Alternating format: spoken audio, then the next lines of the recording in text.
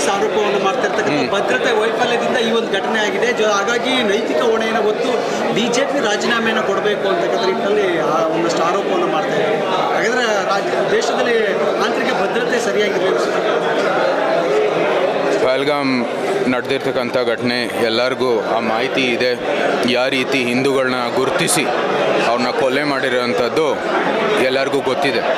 ಈ ಸಂದರ್ಭದಲ್ಲಿ ಭಾರತೀಯರು ಭಾರತಕ್ಕಾಗಿ ಒಂದು ಏಕತೆಯಿಂದ ಮುಂದುವರಿಬೇಕಾಗಿರೋದು ಎಲ್ಲಕ್ಕಿಂತ ಮುಖ್ಯ.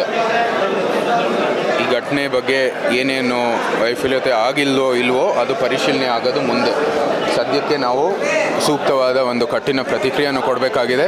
ಅದು ನಮ್ಮ ಕೇಂದ್ರದ ವರಿಷ್ಠರು ಕೊಡ್ತಾ ಇದ್ದಾರೆ. ಮತ್ತು ನಮ್ಮ ಭದ್ರತೆ ಕಡೆಯಲ್ಲಿ ಯಾವುದೇ ರೀತಿಯ ಇಂಥ ಒಂದು ಪ್ರಶ್ನೆನೇ ಇಲ್ಲ. ಇವ್ರಿಗೆ ಕಠಿಣ ಕ್ರಮ ತಗೊಳ್ತೀವಿ. ಕಾಂಗ್ರೆಸ್ನವರು ಏನು ಈ ಸಂದರ್ಭದಲ್ಲಿ ಆರೋಪ ಮಾಡುವಂಥದ್ದು ಯಾವುದೇ ರೀತಿಯ ಯೋಗ್ಯತೆ ಇಲ್ಲ.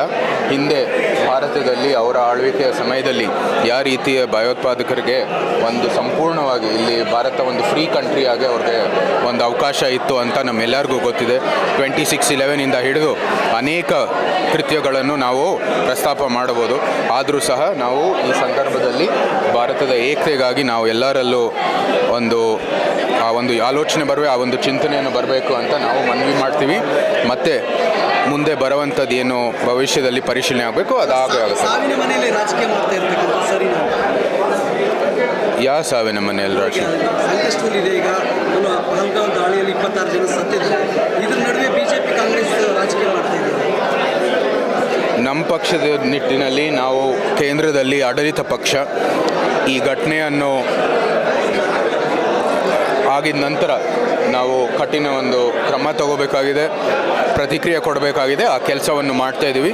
ಇದರಲ್ಲಿ ಯಾವುದೇ ರೀತಿಯ ರಾಜಕೀಯ ಇಲ್ಲ. ನಾವು ಎಲ್ಲರೂ ಹೇಳ್ತಾ ಇರೋದು ಭಾರತೀಯರಾಗಿ ನಾವೆಲ್ಲರೂ ಮುಂದುವರಿಬೇಕಂತ ಭಾರತಕ್ಕೋಸ್ಕರ.